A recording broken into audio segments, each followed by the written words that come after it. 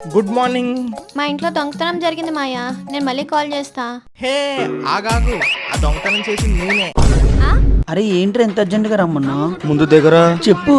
అరే మా మరదలు నా కోసం బంగారం చైన్ ఇచ్చిందిరా. తను వాళ్ళ అమ్మ ఏదన్నా నా గుండెల్లో గుచ్చుకుంటదిరా. అలా అమ్మకి చెప్పేమంటావా నీకు ఇచ్చిందని?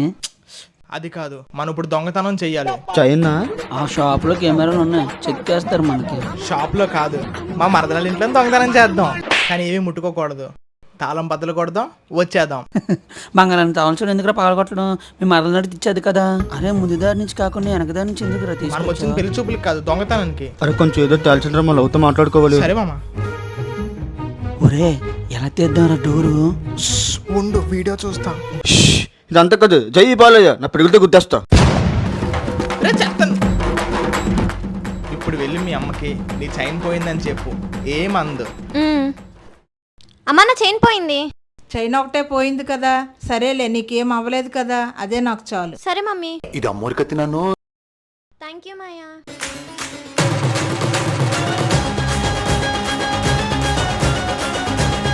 నెక్స్ట్ పార్ట్ కోసం లైక్ సబ్స్క్రైబ్